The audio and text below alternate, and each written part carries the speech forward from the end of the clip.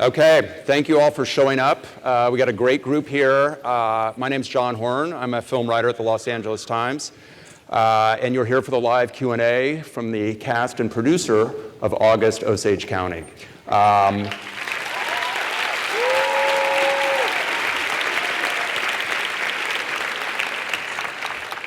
start at the far left, producer George Clooney.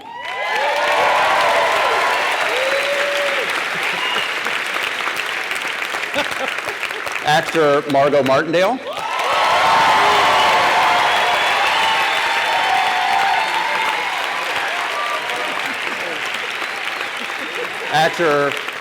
Actor Chris Cooper.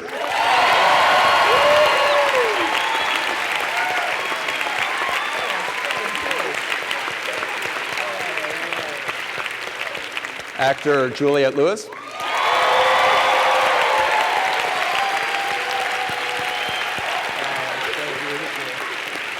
Actor Dermot Mulroney.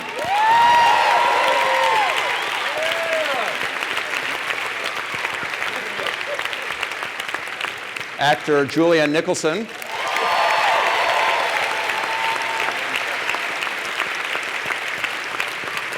What's your name? Actor Julia Roberts.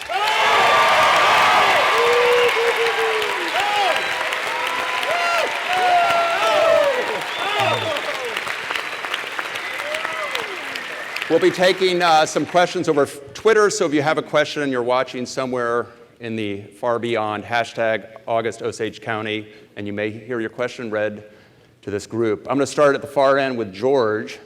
George, it's my understanding you auditioned for Dermot's part, and when you didn't get it... I auditioned for Julia's part, and didn't get it. You decided to produce the film. Tell me a little bit about your involvement in the project, and was it something where you saw the play on Broadway, decided it was something you wanted to be a part of? What was its history? Grant, my producing partner, and I had seen the play and bid on the project, and we're in the process of trying to buy it. And there's an evil man named Harvey Weinstein who outbid us. Don't applaud for Harvey. He just goes right to his head. And then Harvey, as he came to Grant and I both and asked us if we wanted to be involved in producing it. And we said, of course, that's exactly why we wanted to be part of the film. Tracy Letts, who wrote the play, wrote the screenplay. It's obviously...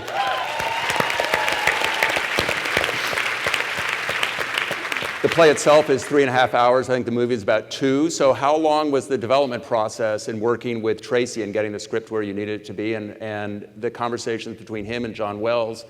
George, was that something that took on a long time? Were there any roadblocks or obstacles to get it? The roadblocks are the obvious things when you're adapting a play to to a film, which are the problems. Of course, are the play has this great claustrophobia to it. You're stuck in a home, and now you're going to shoot a film in Oklahoma, and so there was a lot of questions of what should stay and what shouldn't. That was mostly between John and Tracy, though. Thankfully, we weren't part of that. In general, that we came in after Meryl and Julia had agreed to be in the film, and then we sort of rode shotgun watching this insanely talented cast come together, and they are an insanely talented cast.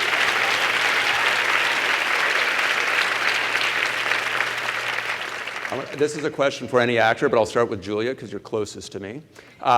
You were able to shoot in Oklahoma, and I'm curious, when you arrive in Oklahoma, you arrive where this fictional story is truly set. What does it mean when you start getting in the place where Tracy lived and where he wrote this story? How does that affect you as an ensemble in terms of getting in the spirit of the play, of the movie? Well, the best part of, first of all, I really didn't think that my microphone would be this good and that there would be this many people. So there's that. I thought like 20 people and we'd all be sitting on the floor together. This is not what I pictured. Not that I'm not happy, but whoa, this is super different. What was great about it was that being in Oklahoma, all of us being displaced together, we were forced into togetherness and into a family and into a cooperative to make it all work. And it really is the divine thing of being on location and being away from your safe harbor to come to a place and a group of people where you had to find that same familiarity. And, you know, John wanted Julianne and Juliette, and I, Julia. Why he did that, we don't know. To, you know, emulate one another's mannerisms and to pick up on each other's rhythms and do all these things. And so it was definitely a great place to find that collaboration. The language of the play and the language of the movie is very specific. It's theatrical, which in a certain way that works a different way on stage than it does in a film. And this is for any actor. When you're doing Tracy's language, what does an actor does it give you? And in terms of theatricality, what do you have to kind of scale back so it doesn't feel a little bit too much? Look at it, Chris, Julian, whoever wants to do it. Chris Cooper, Chris. Margo Martindale, go. Go. Oh, okay. I got to say that the countryside was pretty familiar to me. Mm-hmm. I grew up in Missouri and Kansas, and my father, in the 60s and 70s, we raised cattle, and Oklahoma is cattle country and oil country, and it felt very familiar to me. Dare say I didn't have to work too much on the dialect, you know. You know, I mean, there are some jobs where you got to do a lot of research, and then there are some that you bring your life experience to, mm-hmm. and sometimes it fits like a glove pretty well. So I felt very comfortable in this setting. Margo? Well, I'm from Texas, so. But, Chris and I have known each other since 1981, so it was great to get to be married finally. Are you still married? Then, I said, did we sleep together?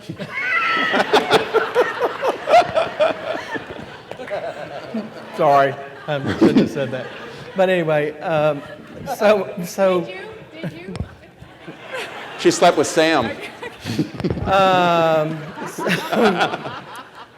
Easy for me, that part of the country. And being the landscape of Oklahoma played such an incredible character in the movie, I think. The play, you don't get that. So that was the big, huge added bonus to the film of this play.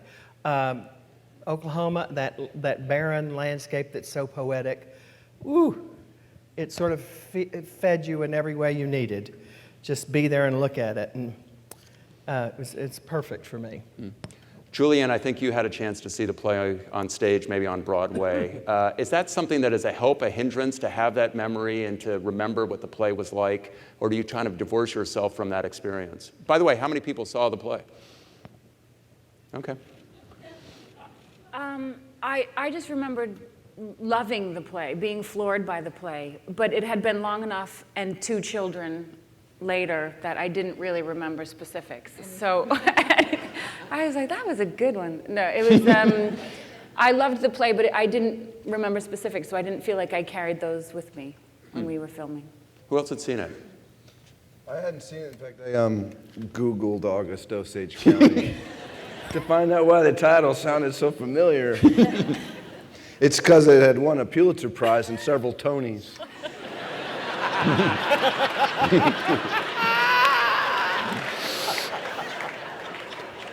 You find that out right away. It still amazes me. So I thought it was a really good screenplay, but it sounded familiar.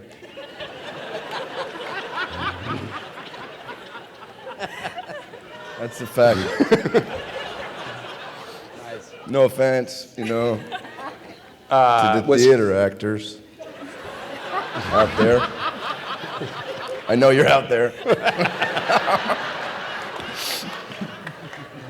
Here, can I pass that to Was Tracy around during the filming of the film? I mean, he is a guy who is not only a great playwright, screenwriter, but a fantastic actor. And I think all of those things would be combined to be a little bit intimidating. Was he there, or did he kind of write the script and then step aside? He was only there for the read-through, the initial read-through that we had, but he was in production of Virginia Woolf in New York, so he could only be there for that one day, so we just sort of... For which he won a Tony. We wanted that. By then, I didn't have to Google it because I knew who Tracy Letts was. George? I met him at that rehearsal. So he was not there during the shooting of the film? No, I took him aside and said, look, two great actors I know of, Gary Cole and Brian Kerwin, had already played this role. So I wanted to know what they knew after doing it for several hundred performances, because I was only going to have one, maybe with a couple of takes. So he gave me a couple of gags. Did he really? The words, oh shit, are my favorite line in the script, but you see that Steve is quickly pouring some wine while they're wrestling on the carpet. Very good. That's directly from the playwright who said that's what good Gary stuff. Cole did, so I thought if Gary Cole did it. I can steal it. But it was an honor to follow in those guys' footsteps in this role. On stage, the dinner table scene probably lasts 10, 15 minutes, maybe 20. I suspect it didn't last 10, 15, 20 minutes in filming. It carries over a number of days, correct?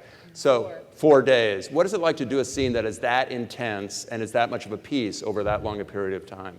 It's so fun. In what way? I would say that it was such fun that any laughter we got out as a group around the table didn't take much coaxing or acting. It was hilarious scene in many respects at those points where comedy was called for. Another thing that was very, very interesting, and I got to say I have this fantasy now, and it's coming true, where I can say that all of you who watched the performance up here have no idea how really talented Meryl is. Because you only saw what you saw on the screen. Yeah. What we saw for every take was something completely different. Each take, whether she was drugged up or addled or taking a humorous look at something or taking her most nasty side of her character, she'd constantly toy with it, and it's just a treasure trove, I'm sure, for the director to, when it comes time to put this stuff together. He had such choices, but it was an astounding education in watching a master. But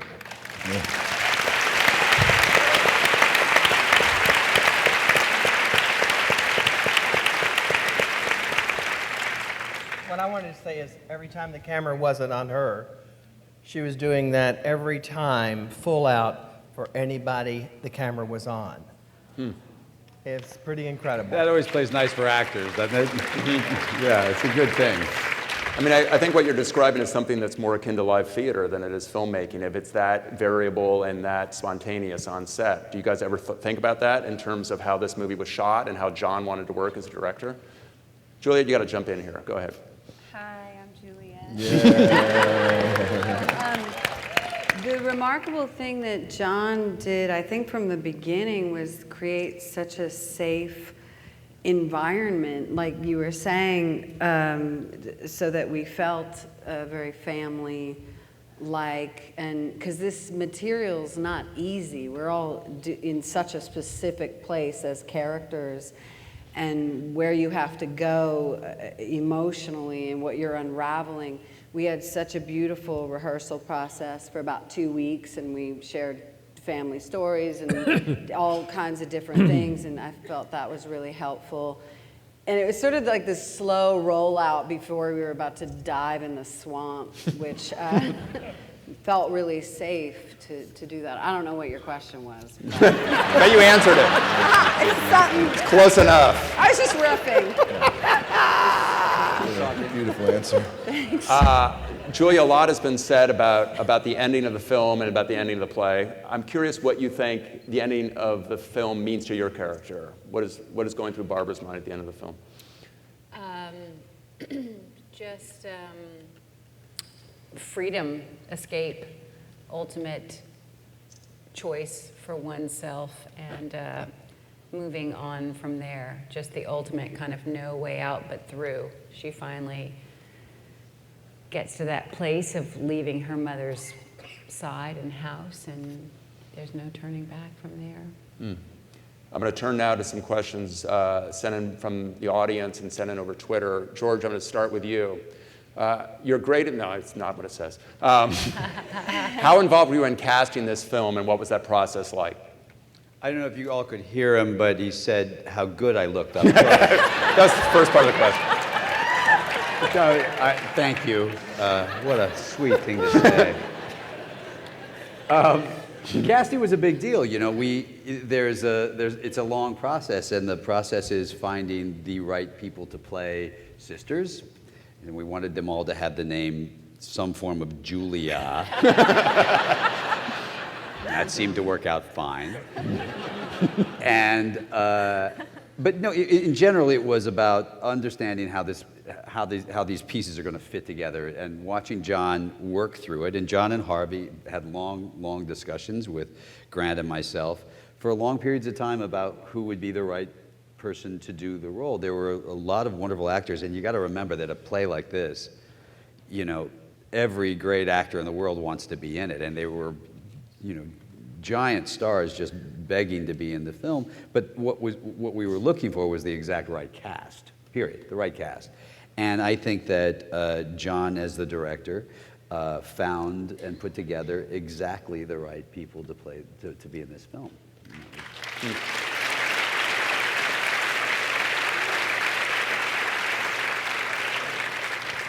Next question is for Julia. What scene did you find the most rewarding and or challenging? I don't know if they're one and the same, but... They are the same. Eat your fucking fish.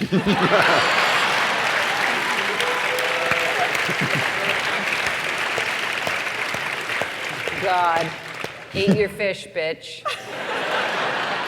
Really? Like 1,000 times. It was a challenge. And it was so rewarding. What part was challenging? Well, eat your fish, bitch, eat your fucking fish, eat your goddamn catfish, eat your fucking goddamn fish, bitch, you fucking catfish. Sounds pretty easy. Because, you know, Meryl wants her cues right. As well she should. And so Julianne and I were just white-knuckled through the whole thing. But she had us over the night before for some nice soup and a salad. We went over it. Wow. Yeah. Chris, some of the actors touched on this, some of the actresses. How did the ensemble cast prepare together to portray the perfect dysfunctional family? Did we prepare? Well, I don't know. I think the living situation helped that. What was the living I think situation? The general meeting place was at Merrill's. We had these, I don't know if it's already been mentioned, we had these condos. We were well into the countryside of Oklahoma, slightly outside of Bartlesville. And so hotels were hard to come by, thank God. And we found these just finished condos, and everybody was living next door to each other. And it was about this time last year. We were watching the presidential debates. We were watching the news on Hurricane Sandy, and some of the actors, Meryl and Abigail Breslin, who lived in New York, had been affected by the hurricane. And many nights we had potluck. I'd make my Italian broccoli rabe and chicken pasta, and Margo made a great chili, and Meryl had beautiful stuffed breasts of chicken, and we just made a little. glad he got out of the beautiful stuffed breast. Not a movie, is it? Cooking Just show. made a little family of it. And, That sounds like a good family, not a dysfunctional family. well, And then you just fought over who's going to do the dishes? If you throw it. If you throw it, you start If you fighting. eat it, you're happy. If you throw it, you're dysfunctional. Okay. Dermot, do you have any funny anecdotes from shooting the movie, or maybe going to see a play? No, actually, No, I've heard going to plays can be very rewarding.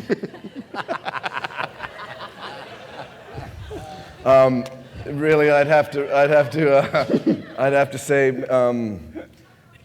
we did all sort of live in this cul-de-sac. So some of my favorite times were running lines or sitting for coffee. They had one little convenient bench there that we enjoyed in the morning. But that scene, again, as Chris couldn't describe it better than Chris did. That was 4 days. Every word from the play is in the screenplay, is on the screen. Nothing got cut. So it's just such a rare experience. I likened Meryl's performance to like that scene in Spinal Tap where the amp goes to 11. Now, does that mean when the way John has set the story out that you are working very closely to Tracy's language, and his language is very precise? Does that mean no riffing, no ad-libbing? Yeah, no, not, well, you know, as you saw, I don't have a whole lot of lines, so that's cool. But Juliette and I managed to create a sort of a vast backstory. Please? Yeah. Oh, you guys are in the plays. You've heard about backstories. So we walked ourselves through that. It was pretty complex. But as you know, I played in a sort of an outsider in the family. So for me, when they took the play and they put it outside and put me in a Ferrari, that was the good move, you know, to sort of... So it doesn't feel so claustrophobic. No. The Ferrari helped, don't you think? Helped me. Yeah. And is that, I mean, as an actor, not having the ability or the leeway, you mean, I know obviously you're going to do different scenes, different ways, but not having the leeway to improvise and to riff, is that some ways liberating that you just got to do what you got to do? Juliette or Margo, go ahead. When material is this good, there's no point in deviating.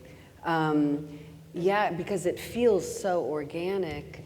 And what are you gonna feel? Are you guys laughing at me? No. They are. Exactly Yeah. So I don't know. Why would you improvise on this? I don't know. Yeah. Margo? Did I answer? Yes, you Did I did. not answer a question? Margo, do you have anything else to say? That's what I did. No. You answered it, yeah. Oh, okay. Margo, thank you. I think that learn it and do it. I mean, that's really it. You got these kind of words, learn it and do it. Don't improvise. yeah, because Because it is liberating. yeah, it's liberating, and there was, you know, it wasn't so set. You know, there was a lot of organic reaction to what was going on per take, and that's what I meant before when I said some of the laughter I think was, boy, from my point of view, for real. You know, from what I saw coming from the table and from other actors, it was just pretty real.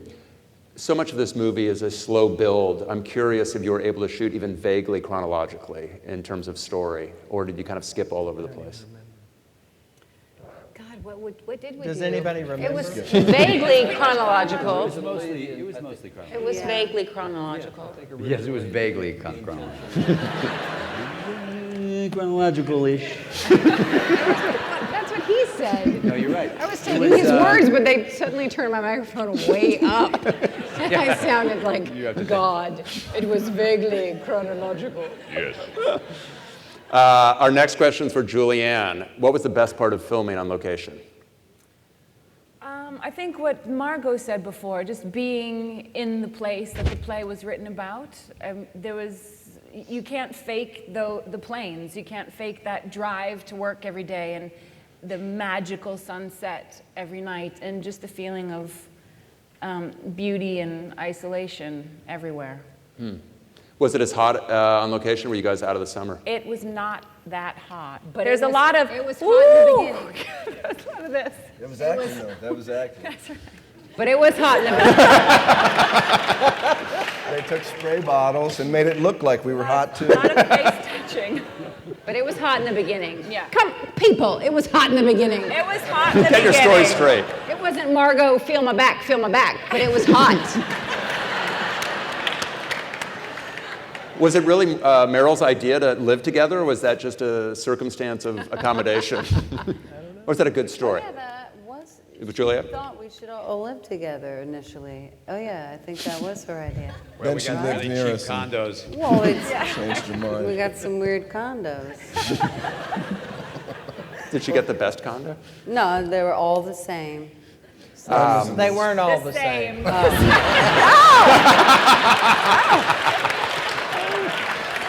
I love.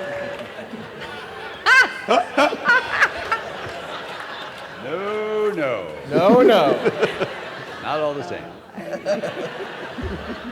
And let me just say, I looked in just about every one of them.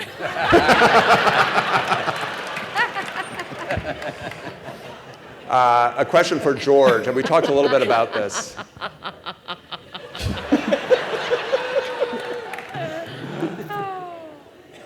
When I moved in, the people that put me in mind said, we think this one is really the nicest one. And Margo said, I'll be the judge of that. That's when you suspect. I suspect there's something better. Let me see Meryl. Let me look at Meryl's. Let me look at Julia's. You know who had the best one? Abigail. Well, she'd earned it in all those years that she's put in.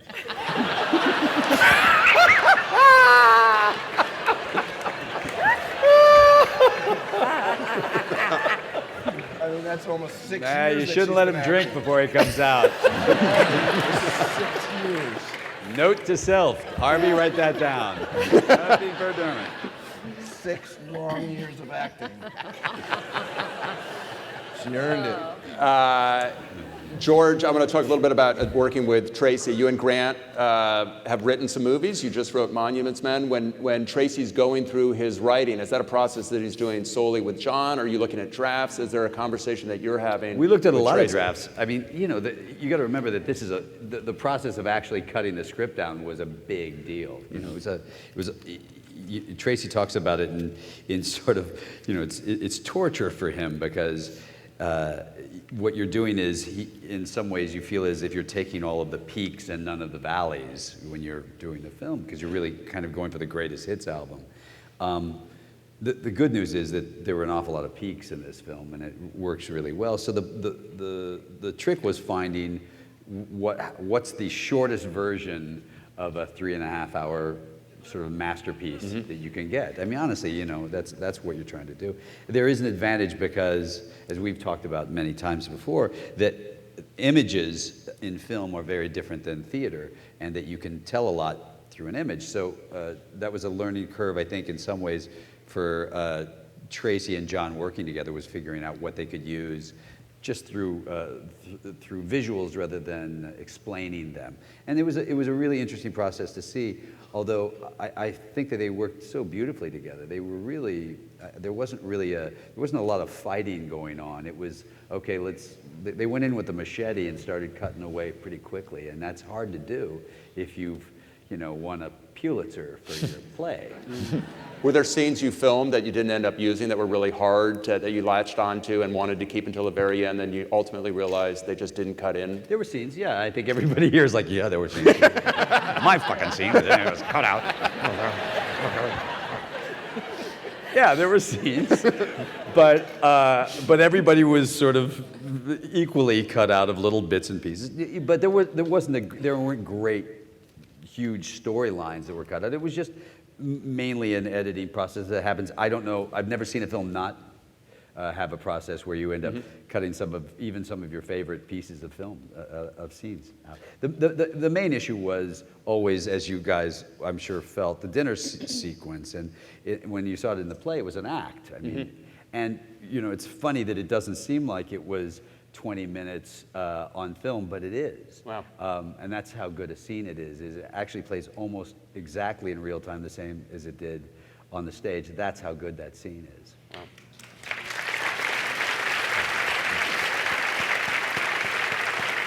A question for Margo, speaking about the dinner scene. How hard was it to film that scene and specifically the physical confrontation that follows? It was, well, it was hard.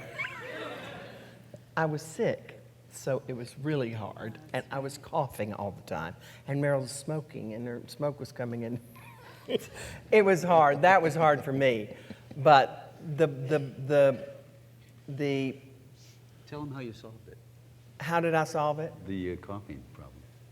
I drank a little whiskey, That's right. and it worked. A fine little. Just a little bit medicinal. It was incredible. It did not seem hard, and it seemed as if we never went home to sleep. It was as if we were there for 3.5 days doing that scene. It never felt. The only thing that was hard was the food did start to stink a little bit, right? And the flies. And the flies. Oh, the flies. Right. I'm so glad this next question is not for Julianne, but for Julia. Oh. Can you please tell me if your life experiences have helped you create your part in this film?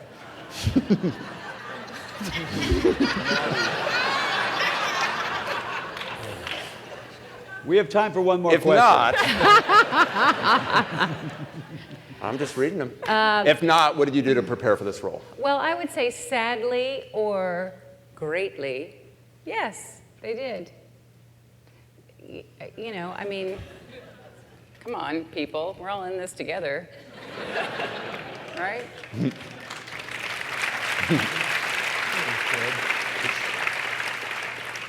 I mean, there are those members of our family that are the kind of loving triumphs of heart that pull you forward, and those that remain forever unnamed. Got it. I just try to beat the fuck out of you. Right? Right? Yes, I mean, we've just met, but you must know what I mean. I do know what you mean. We're all children of parents. Yes, we are, in fact. Aren't you glad you asked me? I'm so close I'm just to glad you. I didn't ask Julianne. It wasn't Okay. my question. Why? Why let her get away without having to? Talk about sleeping with her brother? Yeah, I don't know. Just I didn't. she didn't. It was medicinal.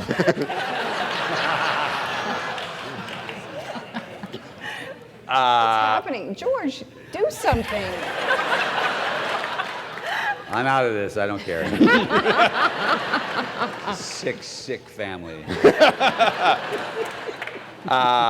I'll end with you, Julie, and this is an easier question. If this movie has worked the way you hoped and it has done what you want, when people are talking about this film and talking about how they have been changed or how they think about themselves or their family when they walk out of this movie, what to your mind would suggest that it has been a successful experience, that the movie has worked in the way in which you hoped or intended?